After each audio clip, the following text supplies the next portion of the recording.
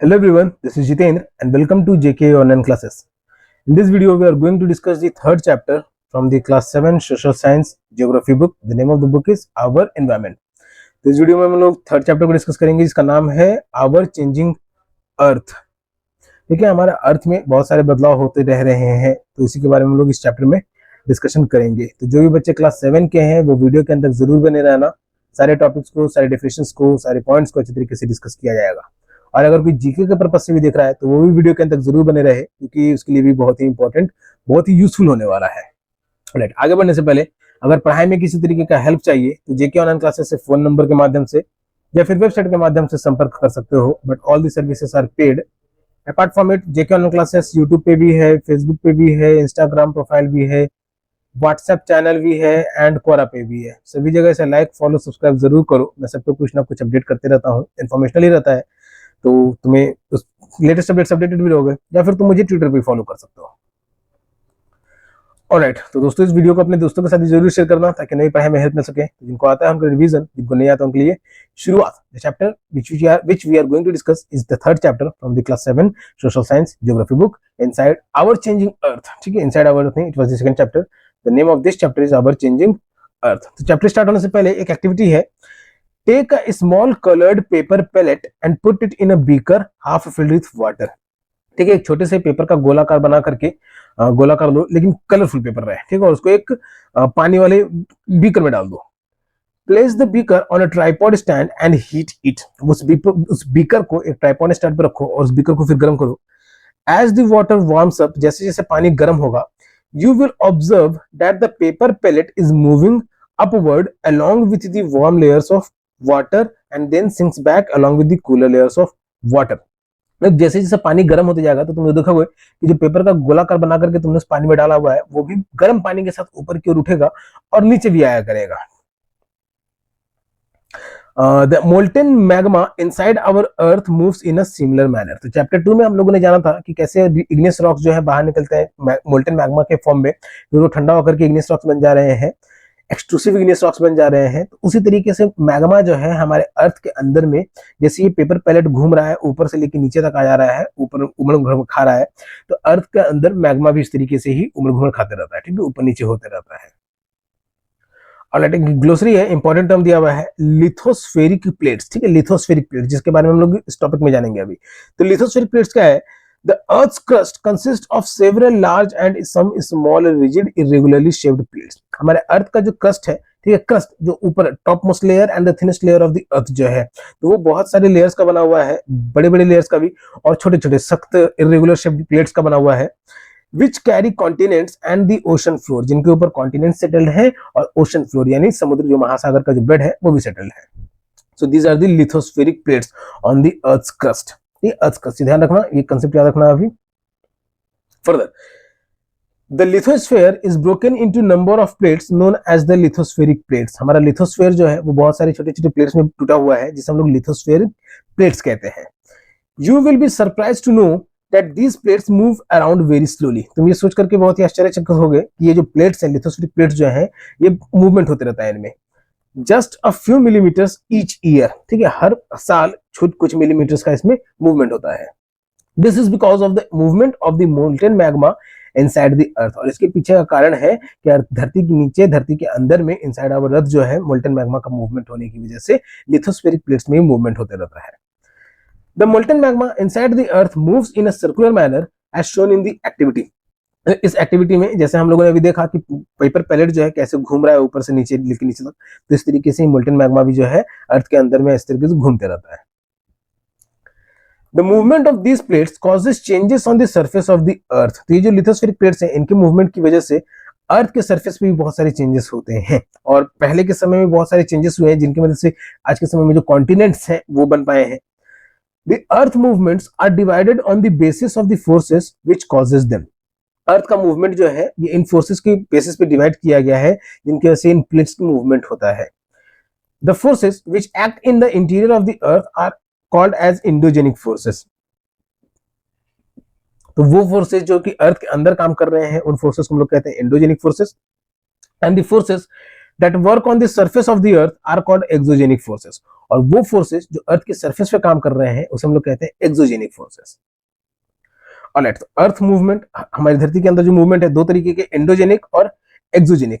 तो एक एंडोजेनिक जो अर्थ के अंदर हो रहे हैं ठीक है, इंटीरियर में एंडोजेनिक और एक्सटीरियर में on the surface is the exogenic.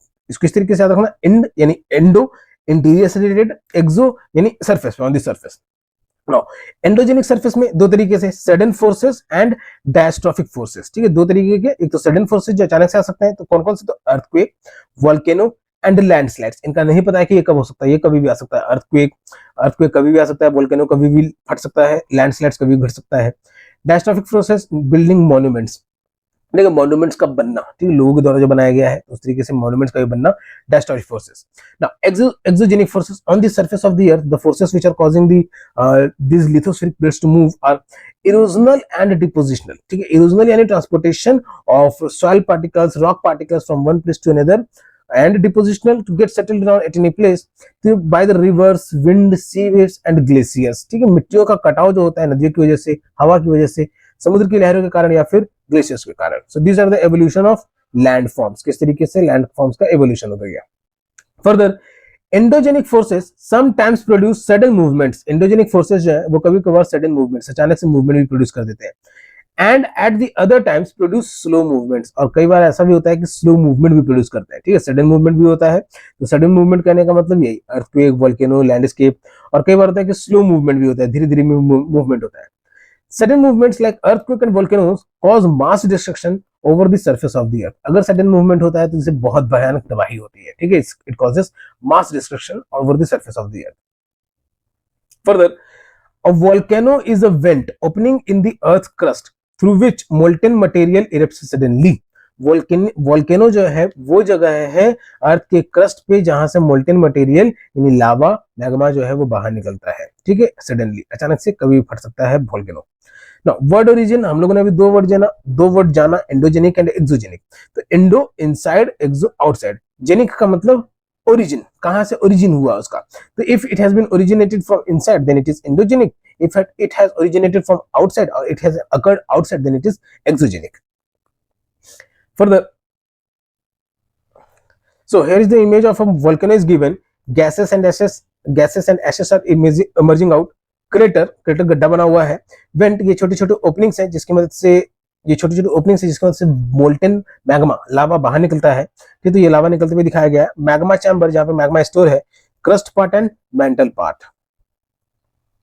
Now similarly when the lithospheric plates move, इसी तरीके से जब लिथोस्फेरिक प्लेट्स में मूव करते हैं, the surface of the earth vibrates, तो हमारे अर्थ का जो सतह है उसमें भी कंपन होता है, सरफेस में भी वाइब्रेशन होता है। The vibrations can travel all around the earth, vibration जो है वो पूरी धरती पे गोल गोल घूमता है। These vibrations are called earthquakes, और यही वाइब्रेशंस कहलाते हैं हमारे earthquake. Figure 3.3 if I am not wrong here it is. ये तो अर्थक्वेक के बारे में हम लोग इस फिगर को भी डिस्कस करते हैं, पहले ये स्टेटमेंट पढ़ ले। तो यही वाइब्रेशंस जो है जो कि अर्थ के चारों ओर चक्कर काटते हैं, तो इसी की वजह से अर्थक्वेक आता है।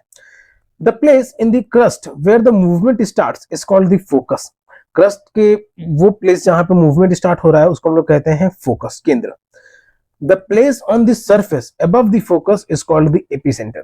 अब फोकस जहां पे वो अर्थ के क्रस्ट का मूवमेंट स्टार्ट हुआ है तो वो फोकस कहलाया, और उस फोकस के ऊपर में जो सेंटर है, ठीक है, सरफेस पे, अर्थ के सरफेस पे, फोकस के ऊपर में जस्ट एल्टीट्यूड समझ लो, वर्टिकली समझ लो, जहां पे जो सेंटर है अर्थ के सरफेस पे, वो कहलाया हमारा एपिसेंटर।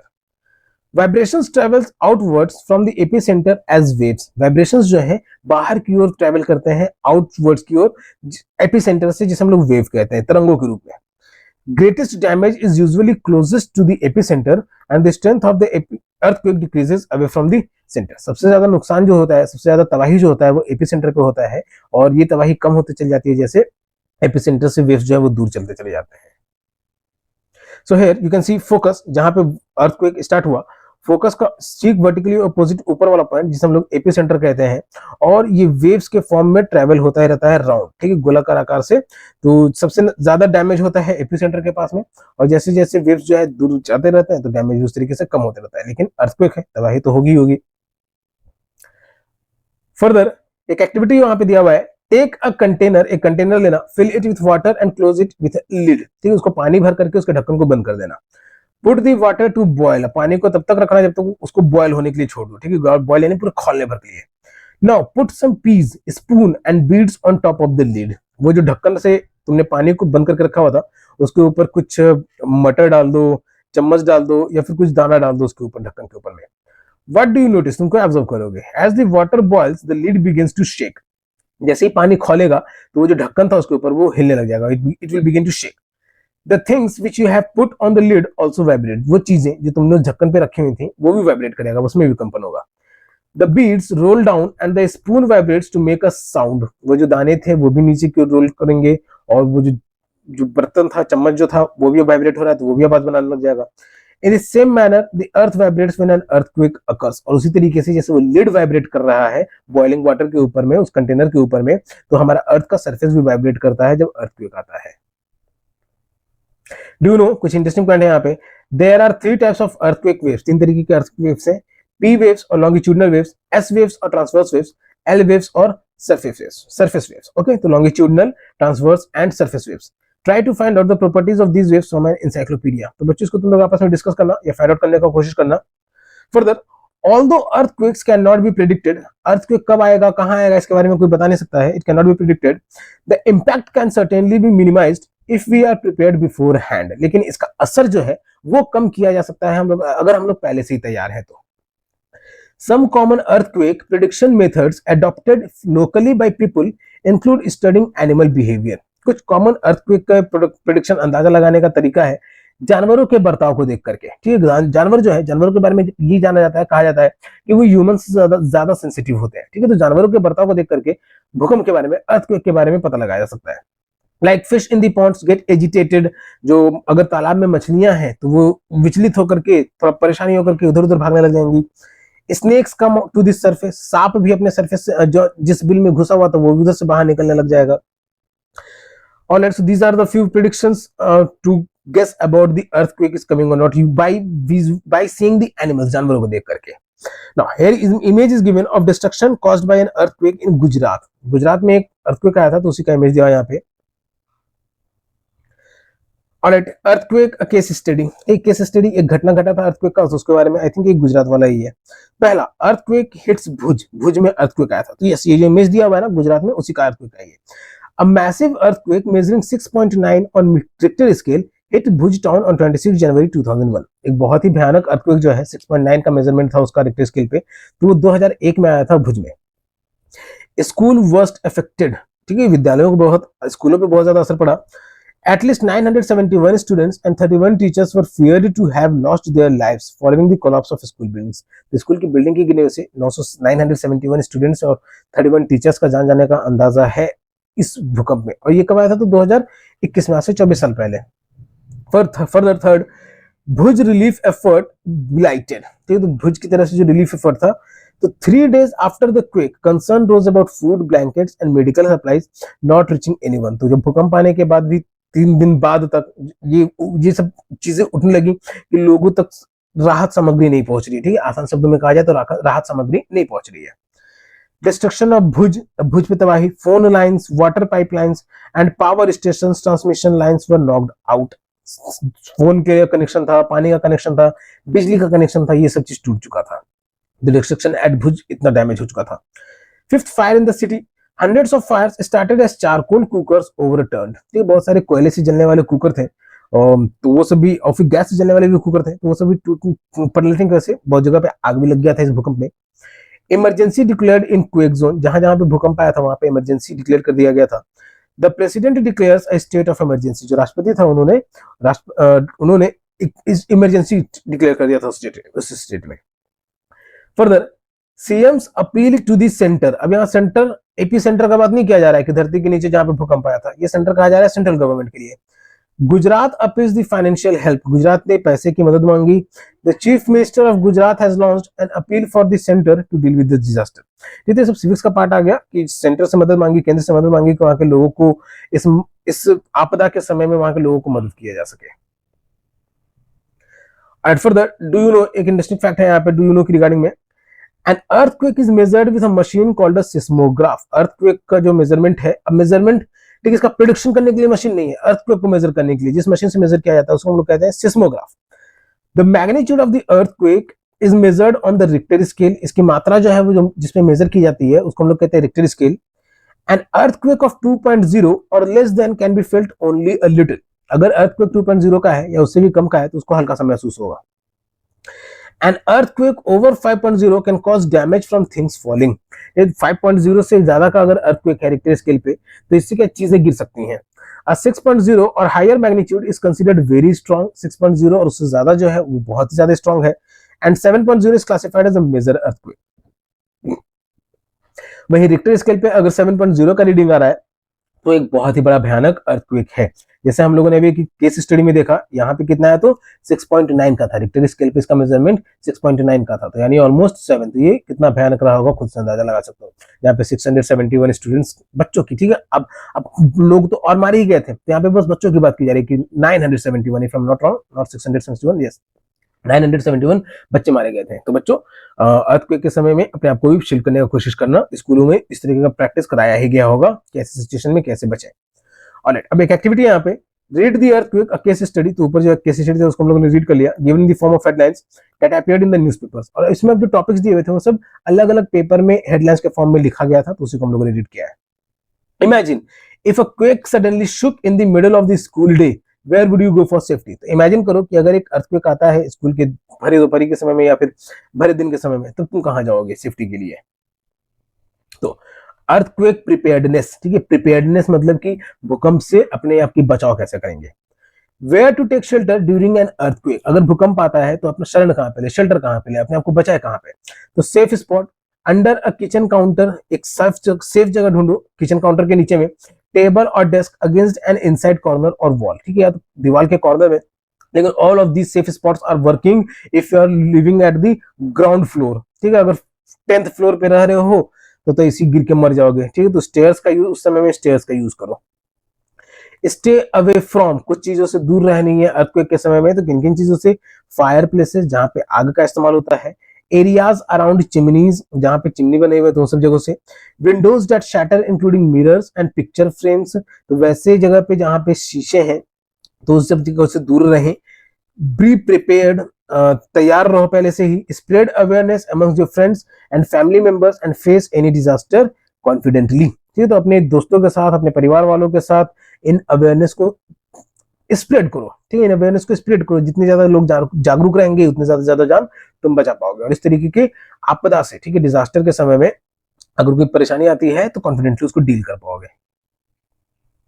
ऑलराइट, तो अभी हम लोगों ने जाना अर्थक्वेक के बारे में, और अर्थक्वेक से भी ज्यादा बढ़िया से कहा जाए तो लिथोस्फेरिक प्लेट्स के बारे में, ठीक है, which occurs at the crust part, our outermost layer part of the earth. Now we are going to read major land forms, ठीक है, मेजर लैंड फॉर्म्स, ना कि water bodies, major land forms, जमीन के बहुत सारे बड़े बड़े हिस्से।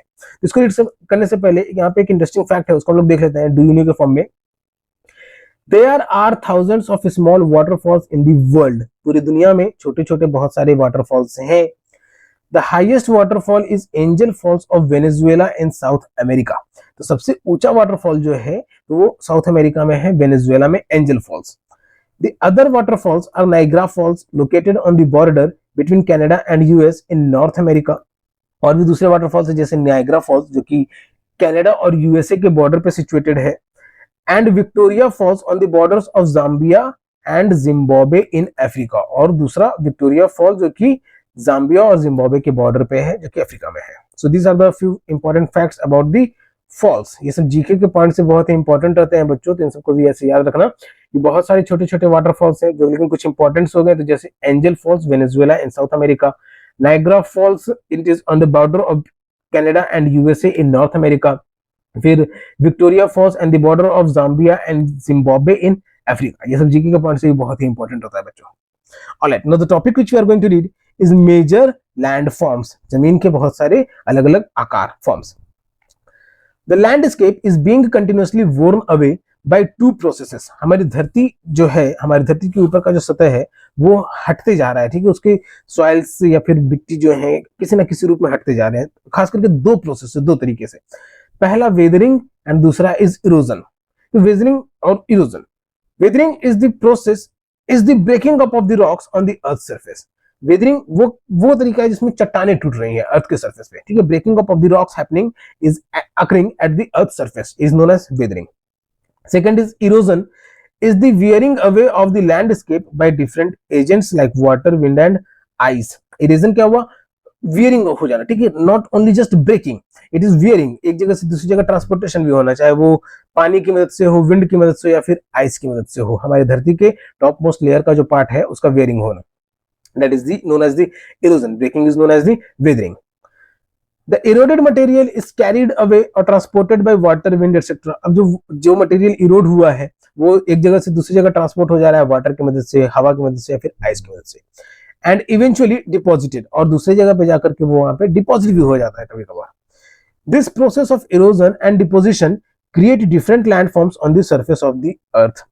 अब ये प्रोसेस जो हुआ इरोजन का, एक तो वेदरिंग, इसमें सिर्फ ब्रेकिंग डाउन हुआ, जब वो ब्रेक होकर के छोटे छोटे पार्टिकुलेट्स में डिवाइड हो गए तो उसका फिर इरोजन भी हुआ, एक जगह से दूसरी जगह ट्रांसपोर्टेशन हुआ। अब वो जब ट्रांसपोर्ट होकर के दूसरी जगह पे जाकर के डिपोजिट भी हुए, मतलब जमा भी होते चले गए, तो हमारे अर्थ के सरफेस पे अलग अलग लैंडफॉर्म्स बनते चले गए। So these are the major landforms which we are going to read now. First is work of a river, नदी का काम, और work of a river that is by the for the erosion. The running water in the river erodes the landscape। नदी में जो running water है, बहता हुआ पानी है, वो वहां के लैंडस्केप को इरोड करता है, वहां की मिट्टी को काट करके दूसरी जगह ले जाता है, बहा करके दूसरी जगह ले जाता है। When the river tumbles at a steep angle over very hard rocks or deep down a steep valley side, it forms a waterfall। जब नदी गिरती है, ठीक है, टम्बल्स एट स्टीप एंगल, एक एंगल पे एक कोण बना करके अगर गिरती है किसी बहुत सख्त चट्टान पे, ठीक है, और डाउन स्टीप वैली या फिर किसी बहुत बड़े बहुत गहरे खाड़ी में जाकर गिर रही है, तो वाटरफॉल बनाता है, ठीक है। यही वाटरफॉल जिनके बारे में अभी हम लोगों ने जाना, waterfall, Niagara Fall and Victoria Falls. इस तरीके से अपने भारत देश में बहुत सारे वाटरफॉल्स हैं। तो इस तरीके से अगर वो किसी पहाड़ से गिरती है कोई नदी किसी स्टीप एंगल पे, तो वाटरफॉल बनाता है वो। एक एग्जांपल दिया हुआ यहाँ पे, ये सब हार्ड रॉक्स हो गए, तो सॉफ्टर रॉक्स हो गए under cut by the power of water, और ये सॉफ्ट रॉक्स जो है पानी की ताकत की वजह से कटते कटते घिस चुके हैं और यहाँ पे वाटरफॉल बन चुका है। Further, as the river enters the plain it twist and turns forming large bends known as meanders. तो जब रिवर्स नदियां जब प्लेन वाले क्षेत्र में आती हैं, अभी ये क्या ऊपर का जो हम लोगों ने देखा वाटरफॉल, ये माउंटेनियस रीजन है, हिली एरियाज है, प्लेट्यू रीजन है। वही जब ये प्लेन वाले एरिया में आते हैं तो वहां पे बहुत सारे टर्न्स बनाते हैं, बेंड्स बनाते हैं, जिसे हम लोग मियांडर्स कहते हैं। अभी यहाँ पे इमेज दिया हुआ है, ठीक है, here it is meander। Due to continuous erosion and deposition along the sides of the meander, ठीक है, तो कंटिन्यूस इरोजन की वजह से, लगातार कटाव की वजह से, और जो अपने साथ नदी अपने साथ जो सॉइल्स को लेकर आ रही है उसकी डिपोजिशन की वजह से, मियांडर के साइड्स पे the end of the meander loop come closer and closer. तो मियांडर का लूप जो है, जहां पे वो लोग घूम रहे हैं, टर्न कर रहे हैं, ट्विस्ट कर रहे हैं, बेंड हो रहे हैं, तो वो नजदीक आते चले जा रहे हैं। In due course of time the meander loop cuts of from the river and forms a cut off lake. और कुछ समय के बाद ये जो मियांडर है, ये जो मियांडर का लूप है, वो नदी के रूप में कट जा रहा है और लेक बना लेते हैं कहीं कहीं पे। Here you can see lake बनाए हुए हैं। Also called an oxbow lake, तो इसे हम लोग ऑक्सबो लेक भी कहते हैं। At times the river overflow its bank, this leads to the flooding of the neighbouring areas. कभी कभार ऐसा होता है कि नदी जो है अपने नदी के तट को भी पार कर जाती है, जहां पे आसपास के क्षेत्र में बाढ़ आ जाता है, नेबरिंग एरिया में बाढ़ आ जाता है। As it floods it deposits layers of fine soil and other material called sediments along its banks। और जब वहां पे बाढ़ आ जाता है तो बहुत सारे मटेरियल्स और दानेदार बहुत सारी छोटी छोटी सॉइल्स को, पार्टिकल्स को वहां पे डिपॉजिट कर देता है नदी के तट पे। This leads to the formation of a flat fertile flood plain, जिसकी मदद से वहां पे फ्लड प्लेन का फॉर्मेशन हो जाता है। फ्लड प्लेन बहुत ही एलुवियल होता है, बहुत ही फर्टाइल लैंड होता है वो। The raised banks are called levees, ठीक है, तो ये जो कहा जा रहा है ये द रेज्ड बैंक्स, ठीक है, जो ऊपर की ओर उठे हुए बैंक्स हैं, इसे कहा जाता है levees. As the river approaches the sea, और जब ये नदी सी के पास पहुंचती है, the speed of the flowing water decreases, तो ये बहते हुए पानी का स्पीड जो वो कम होता है, and the river begins to break up, और ये नदी जो है छोटे छोटे पार्ट्स में टूटने लग जाती है। तो यहाँ देख रहे हो ना किस तरीके से नदी के पास, इमेज में बहुत सुंदर तरीके से बताया हुआ है। into a number of streams called distributaries, तो जब ये नदी छोटे छोटे और हिस्सों में बंटने लग जाती है तो इसे हम लोग कहते हैं distributaries. The river becomes so slow that it begins to deposit its load. अब समुद्र के पास आने के बाद ये नदी इतनी धीमी हो जाती है कि ये अपने डिपोजिट्स को वहां पे जमा करने लग जाती है। Each distributary forms its own mouth, हर डिस्ट्रीब्यूटरी का अपना एक ओपनिंग है, माउथ है, जहां पे वो समुद्र में मिल रहा है।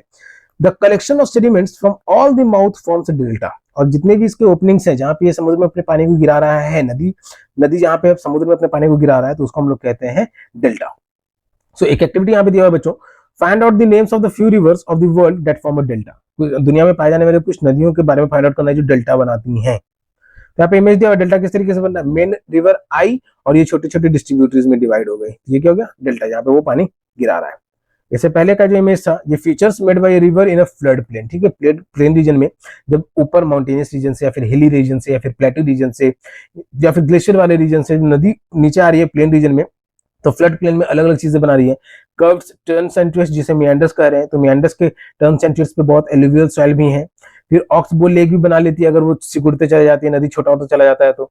जब बाढ़ आने के केस में बहुत सारा फर्टाइल लैंड भी आकर के, फर्टाइल सॉइल्स भी आकर के डिपॉजिट करती है नदी, जिसकी लेविस कहते हैं। तो इसको इस तरीके से रीड करना डायग्राम के हेल्प से बच्चों बहुत ही यूजफुल रहेगा इसको समझने में।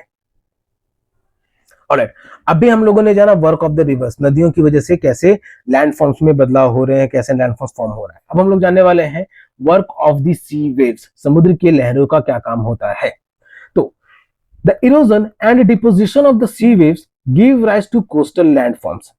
जो भी इरोजन हो रहा है यानी पत्थरों का, चट्टानों का कटाव हो रहा है, और जो भी डिपोजिशन हो रहा है सी वेव से, तो उससे कोस्टल लैंड फॉर्म्स यानी समुद्र के पास के जो लैंड फॉर्म्स हैं वो बन रहे हैं। Sea waves continuously strike at the rocks, समुद्र की लहरें, तुम लोगों ने देखा होगा कैसे आकर के समुद्र की लहर के पानी आकर चट्टान से टकरा रहा है और आवाज करता है भयानक से, ओके, तो उस तरीके से सी वेव्स जो है वो लगातार आकर के चट्टानों से टकरा रही हैं। क्रैक्स डेवलप, उसकी वजह से वो चट्टानें टूट भी रही हैं।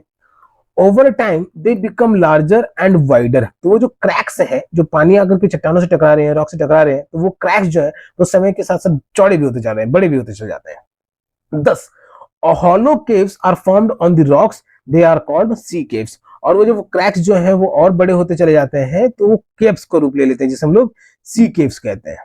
इमेज में फिगर के साथ देखते चलना बच्चों, अच्छे से समझ में आएगा कि यहाँ पे मान लो कि पानी का लहर आकर के टकरा रहा था इन सबसे, ओके, तो ये क्या क्रैक फॉर्म हुआ, और बदलते समय के साथ मान लो कि 10 साल बाद ही हुआ, जरूरी नहीं कि आज टकराया क्रैक हुआ और कल से वहां पे केव बन गया, नहीं, 10 साल मान लो, 100 साल मान लो, ठीक है, लेकिन जब वो क्रैक्स वाइड होते चले गए, बड़े होते चले गए, तो वो क्या बन गया, वहां पे सी केव बन गया। As these cavities become bigger and bigger, only the roof of the caves remain। तो जब ये cavities यानी जो सी केव था, जब ये और बड़ा होते चला गया कि उसके ऊपर बस छत रह गया, सी के सिर्फ रूफ रह गया, thus forming sea arches, तब वहां पे वो बन जा रहा है sea arch. Further erosion breaks the roof and only walls are left, बाद में ये इरोजन की वजह से ये छत भी टूट जा रहा है, ठीक है, इरोजन मतलब कि लहरें तो कभी रुकेंगे नहीं, पानी को तो कोई रोक सकता नहीं है, भले इसको जमा करके रखा जा सकता है, वो भी कभी ना कभी खत्म ही हो जाएगा, लेकिन जो नेचुरली अकरिंग वाटर है, समुद्र का जो पानी है, वो उसकी वजह से क्या इरोजन तो कंटिन्यूस होते जा रहा है, तो उसकी वजह से दीवारें भी टूट जा रही हैं, छत भी टूट जा रहे हैं। These wall like features called stacks, तो ये जो वॉल्स लाइक फीचर्स है वो आगे चल के फिर स्टैक बना ले रहे हैं। तो इमेज को अच्छे से देखते समझते चलना बच्चों, बहुत आसानी से समझ में आएगा। The steep rocky coast rising almost vertically above sea water is called a sea cliff. तो समुद्र के किनारे में जो चट्टान का पहाड़ बना हुआ है, रॉकी कोस्ट यानी समुद्र के पास का ही जो चट्टान वाला जो समुद्र तट है, तो वो कहलाता है हमारा सी क्लिफ यानी समुद्र की छत, ठीक है, समुद्र के पास का पहाड़ी region. The sea waves deposit sediments along the shores forming beaches. तो समुद्र का किनारा जो है, तो वहां पे समुद्र की लहरें अपने साथ भी बालू के फाइन पार्टिकल्स लाते हैं, तो वहां पे वो आकर सेडिमेंट हो जा रहे हैं, जमा हो जा रहे हैं, जिसको हम लोग बीचेस के रूप में जानते हैं। Alright, so that was the work of the sea. उससे पहले हम लोगों ने जाना वर्क ऑफ द रिवर, जिसमें बहुत सारे टर्म्स थे, और सी में भी सी केव, सी आर्च और स्टैक्स जैसे टर्म्स थे। Now we are going to read work of the ice, ठीक है, आइस यानी बर्फ, तो बर्फ का काम। तो इसके रिगार्डिंग क्या है, glaciers are the rivers of ice. Glaciers जो है वो बर्फ की नदियां हैं। which to erode the landscape by bulldozing soil and stones to expose the solid rock below। तो ये भी क्या है कि मिट्टियों को कटाव करते हैं, they to erode the landscape, ये भी जमीन को जो है कटाव करते हैं, वहां की मिट्टियों को तोड़ करके, bulldozing the soil and stones, चट्टानों को भी तोड़ करके to expose the solid rock below, ताकि वहां के नीचे की जो सॉलिड मिट्टी हैं, चट्टाने हैं, जो सॉलिड रॉक्स हैं, वो भी बाहर क्यों निकल सके। And not just to expose, because of which the solid rocks get exposed. Glaciers carve out deep hollows there, तो उन चट्टानों में ग्लेशियर्स भी फॉर्म कार्व आउट कर देते हैं, हॉलो हॉलो स्पेस कर देते हैं। ग्लेशियर्स के रिवर्स ऑफ आइस, बर्फ की जो नदियां हैं उनकी वजह से भी इरोजन हो रहा है, तो उन रॉक्स में भी डीप हॉलो हो जा रहा है, ठीक है, डीप डीप गहरा छेद हो जा रहा है। As the ice melts, they get filled up with water and become beautiful lakes in the mountains. जैसे ही बर्फ गलते हैं तो वो जो गड्ढा किया गया था, जो गड्ढा हो गया था उन रिवर्स ऑफ आइस की वजह से, तो वहां पे बर्फ का जो गला है वो वहां पे पानी जमा हो जा रहा है और लेक्स के फॉर्म आकार ले रहे हैं उन चट्टानों में। ओके, ये ध्यान रखना, प्लेन रीजन नहीं कहा जा रहा, माउंटेनियस रीजन में कहा जा रहा है, उन चट्टानों में वो लेक का फॉर्म ले रहे हैं। The material carried by the glacier such as rocks big and small, वो मटेरियल, वो पदार्थ जो कि इन ग्लेशियर्स के द्वारा कैरी किया गया है, चाहे वो बड़े चट्टाने हो या फिर छोटे चट्टाने हो, सैंड एंड सिल्ट, चाहे वो बालू हो या फिर कादो हो, कादो मतलब कि गीली मिट्टी हो, गेट्स डिपॉजिटेड, वो सब आकर के उस लेक में डिपॉजिट हो जाते हैं। These deposits form glacial moraines, और ये डिपॉजिट जो है वो ग्लेशियल मोरेन्स बनाते हैं। Alright, so it is the image of a glacier has been given here. अभी हम लोगों ने जाना work of ice, now we are going to read work of wind. ठीक है, विंड यानी हवा, तो हवा का क्या काम है अब लैंडफॉर्म में। Have you ever visited a desert, क्या तुम कभी किसी रेगिस्तान में घूमने गए हो। Try to collect some pictures of sand dunes, कुछ सैंड ड्यून्स का पिक्चर कलेक्ट करना। ठीक है, तो सारे बच्चे तो आई डोंट थिंक सो कि जा पाते होंगे, लेकिन जो जा पाते हैं वेरी गुड, बहुत अच्छी बात है। मैं तो गर्मी वेकेशंस में सिर्फ अपने गांव जा पाता था, ठीक है ना, कोई हिस्टोरिकल प्लेस जा पाने को मिल पाया ड्यू टू वेरियस रीजंस। ठीक है, मेन रीजन था financial.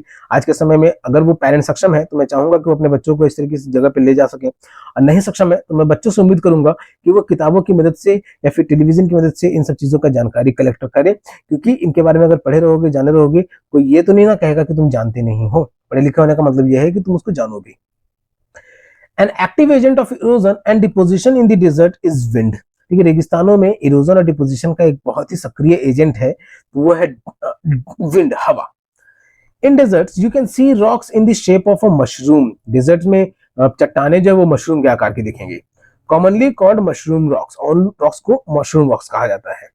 Winds Erode the lower section of the rock more than the upper part, जो हवाएं हैं वो नीचे के हिस्से को ज्यादा इरोड करती है in comparison to the upper part of the rock. Therefore such rocks have narrower base and wider top, तो इसीलिए ऐसे चट्टानों का जो बेस है वो नैरोवर है और टॉप का जो पार्ट है वो ज्यादा वाइडर है, चौड़ा वाला है। When the wind blows, जब हवा बहती है, it lifts and transports sand from one place to another, तो जब हवा चलती है तो वो लिफ्ट करती है, ट्रांसपोर्ट करती है सैंड्स को एक जगह से दूसरी जगह पे। When it stops blowing, the sand falls and gets deposited in low hill, और जब हवा बहना बंद हो जाता है तो ये जो सैंड्स है और जो भी सिल्ट भी है तो ये सब नीचे जाकर के वो नीचे गिरते हैं और फिर नीचे जाकर के बैठ जा रही है हिल्स पे, hill like structures, these are called sand dunes, और ये इकट्ठा होकर के बाद में छोटी छोटी पहाड़ियों के आकार के रूप में ले लेती हैं, जिसे हम लोग सैंड ड्यून्स कहते हैं। When the grains of sand are very fine and light, अगर इन सैंड्स के जो ग्रेन्स हैं, जो दाने हैं, वो बहुत ही छोटे हैं, बहुत ही बारीक हैं और हल्के हैं, the wind carry it over very long distances, तो हवा उसको ज्यादा दूर तक ले जा सकती है। When such sand is deposited in large areas, it is called loess, और जब ये बड़ी जगह पे जाकर के जब स्कैटर्ड हो जा रहा है, फैल जा रहा है, तब इसे लोइस कहा जाता है। Large deposits of loess is found in China, ठीक है, तो चाइना में बहुत बड़े बड़े लोइस पाए जाते हैं डेजर्ट वाला रीजन में। So here you can C Sandy dunes, जो छोटी छोटी रेत की टीले बने हुए हैं, इसे हम लोग कहते हैं सैंडी ड्यून्स। ठीक है, यहाँ पे एक बड़ा सा भी रेत का टीला बना हुआ है, this are the sandy dunes. So this is the end of the chapter 3 our changing earth. और बच्चों अब क्वेश्चन आंसर स्टार्ट है, तो क्वेश्चन आंसर को क्वेश्चन आंसर के वीडियो में डिस्कस किया जाएगा। किसी तरीके का कोई भी डाउट है तो वेबसाइट पे जाकर के किसी भी पोस्ट में नीचे जाकर के कमेंट करके अपने सवाल को पूछ सकते हो। That service is free. Apart from it, JK online classes से पढ़ाई में अगर किसी तरीके का हेल्प चाहिए तो जेके ऑनलाइन क्लासेस से फोन नंबर के माध्यम से या फिर वेबसाइट के माध्यम से संपर्क कर सकते हो, but these services are paid. JK online classes YouTube पे भी है, फेसबुक पे भी है, इंस्टाग्राम प्रोफाइल भी है, व्हाट्सएप चैनल भी है, क्वोरा पे भी है। सो भी जगह से लाइक फॉलो सब्सक्राइब जरूर करो ताकि लेटेस्ट अपडेट से अपडेटेड हो। मैं सब पे कुछ ना कुछ इन्फॉर्मेशन कंटेंट पोस्ट करता ही रहता हूँ, या फिर तुम मुझे ट्विटर पे फॉलो कर सकते हो। ओके, अगर वीडियो में यहाँ तक बने हुए तो वीडियो को लाइक जरूर करना, अपने दोस्तों के साथ भी शेयर करना ताकि उन्हें भी पढ़ाई में हेल्प मिल सके। तो जिनको आता है उनको रिवीजन, जिनको नहीं आता उनके लिए शुरुआत। तब तक के लिए keep subscribing, keep supporting, keep loving and keep learning. Thank you.